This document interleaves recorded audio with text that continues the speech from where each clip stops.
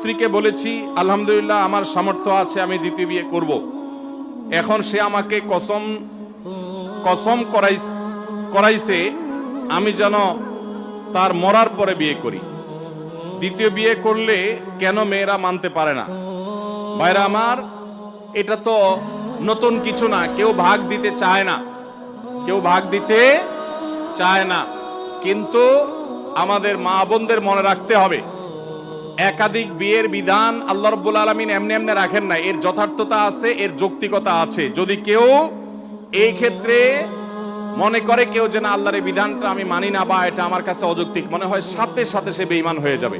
সবকিছু আপনার পছন্দ হবে তারপর মানবেন, তাহলে তো আপনি আপনার পছন্দের গোলামি করলেন। আল্লাহর গোলামি তখন হবে যখন আপনার পছন্দ হলেও মানবেন, পছন্দ না হলেও মানবেন। আল্লাহ রাব্বুল আলামিন পুরুষদের মধ্যে মেয়েদের চাইতে যৌন আকাঙ্ক্ষা চাহিদা বেশি রেখেছেন। এটা বৈজ্ঞানিকভাবে প্রমাণিত, এটা মহাসত্য, এটা অস্বীকার করার কোনো সুযোগ নাই। এবং নানা বাস্তবতার নিরিখে আল্লাহ রাব্বুল আলামিন পুরুষদের জন্য একাধিক বিয়ের ব্যবস্থা রেখেছেন। তাছাড়া একজন নারী তিনি যদি একাধিক স্বামীর তার থাকে, তাহলে সেক্ষেত্রে সন্তান কার হবে নিরূপণ করা জটিল হবে।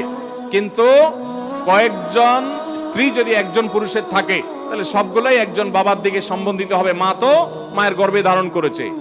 নানান কারণে আল্লাহ যা নির্দেশ করেছেন এর বাইরে কোনো যৌক্তিক বিষয় থাকতে পারে না। অতএব সব জায়গায় সমতার চিন্তা করলে সেটা ভুল এবং বিভ্রান্তি।